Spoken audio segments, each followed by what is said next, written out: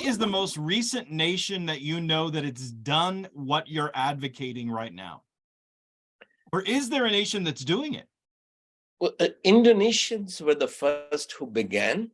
So in 2009, I published this first in this book, Truth and Transformation, as the third appendix, in which I argued the American church has the capacity to disciple America. If one church takes 15 students under one academic pastor, and they become a branch, extension of a university, Christian university. So curriculum comes from the university, but students are in their local church under an academic pastor. 100,000 churches in America taking 15 students each is 1.5 million students. In second year, you have 3 million students in the church every day. In a 4-year program, USA can have 3 to 6 million students studying every day in the church. Church becomes the greatest political force, greatest philosophical and intellectual force you begin to shape. So American church took no interest in that proposal, but the book was released in Houston, Texas in 2009. There were 5 Indonesians who took copies of the book, read it in the plane. By the time they landed in Jakarta, they decided this book should be translated into Indonesians and let's begin to reform. So the Canadian group, which is now sponsoring my trip in 10 days, is called Truth and Transformation Canada, because that was the book which began the Indonesian movement. So the Indonesians didn't ask me if they can translate the book and publish it. They just went ahead and translated. And when they were ready to print, they asked me if I would come to release the book. I went in 2010. No, actually 2009, October, I went. They had taken the book in June. In 3 months, the book was ready for publishing. So 2010, we released it. And they called for a conference in Indonesia called Transform Indonesia. And I said to them in that conference, so these were leaders from all over Indonesia, that you can actually transform Indonesia. What you need to do is turn 10,000 churches into university classrooms. So a Muslim girl will walk to her own local church to attend a university class because she cannot go to the city. And the curriculum will come into the university, into the local church under an academic pastor. So if you can so suddenly you have 10,000 university classrooms in Indonesia being attended by the Indonesian Christians and non-Christians, including Muslims, and you are now teaching the truth that transforms all those university subjects. So they said, yes, let's do it. So I went back to launch the first Presbyterian church which had a high school in its own campus. One Christian businessman who understood the economic potential of the business model that I was proposing, he financed in Christian Presbyterian high school building a computer lab. But internet signal was so poor that they had to put a 50-meter high antenna to catch the signal coming from cities to download the curriculum. Now, students will pay $2, $3 a month to spend 1 hour a week, 1 hour a day learning computers. When the computers are free, teachers who do not have a bachelor's degree, most of the schools, Christian schools teaching the poor, they don't get qualified teachers because they can't pay. But teachers will teach in their own villages, then cycle to the city to use these computers to get a bachelor's degree in education. So normally they would have 10 plus 2. They have to get 2 more years to get a bachelor's degree. So we were giving them last 2 years, I think 15th and 16th year of education. What the teachers will do is prepare the lesson that they are going to teach next week. They'll prepare the lesson, they will send it to the teacher in the university. A teaching assistant will review their lesson plan, tell them that your introduction is very weak, your application is very poor, etc., etc. Send the feedback back. Teacher will revise his lesson, teach the lesson. So now students are getting a lesson which the teacher has really prepared with supervision and guidance. And the teacher is learning teaching method. So we're giving them 2 years of how to become a teacher. So the teacher is continuing to live in his own village. He's married, he's looking after his wife and children and a little farm.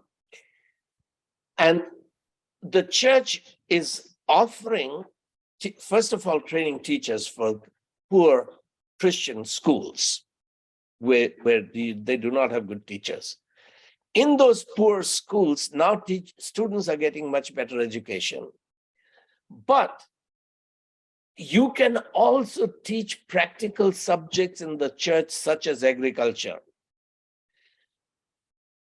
Students study BSc agriculture theory on computer, because now you can, with 3D particularly, you can do all sorts of virtual experiments in agriculture. But you have an agriculture extension worker who is Monday morning in one village, Monday afternoon in second village, Tuesday morning in third village. So he's covering 5 to 10 villages, where every village has a model farm where students are experimenting. And under a village agriculture extension worker, if they run into a problem that a particular plant has some disease, which the extension worker does not understand, all he needs to do is bring out his smartphone, Skype in those days, 10 years ago, now Zoom, have the professor in the university, agricultural university, look at the plant.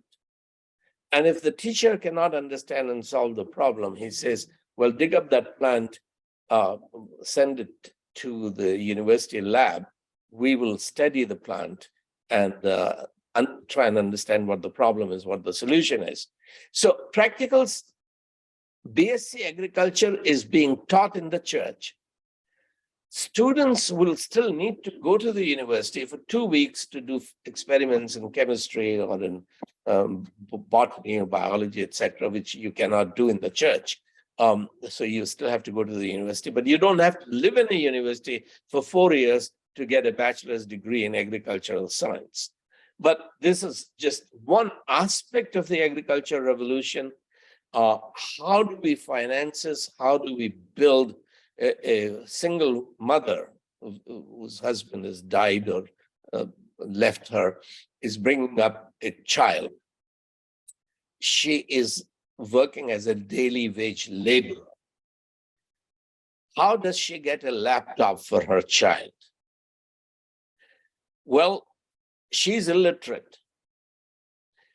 If there is an agri-cooperative led by the church elders, which she applies, she's part of the cooperative, can she come in to a kitchen 3 times a week, learn how to roast peanuts or groundnuts or other things, which is sold to the cooperative. Cooperative packages it, markets it. So you have this decentralized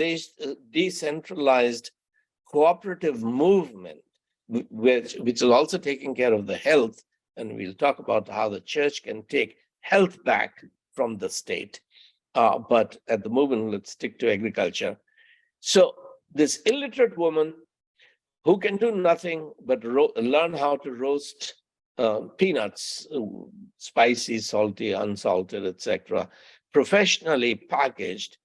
And now from a village in Uganda, you have peanuts being sold in Canada as King's peanuts, other things like that.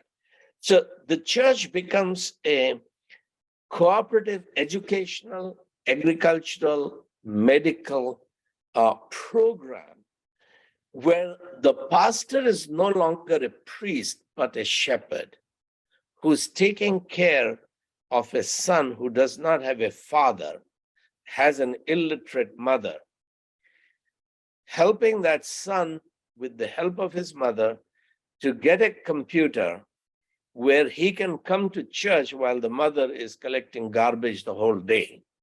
He can come to the church and study math and science so that tomorrow he can actually go and study rocket science in NASA.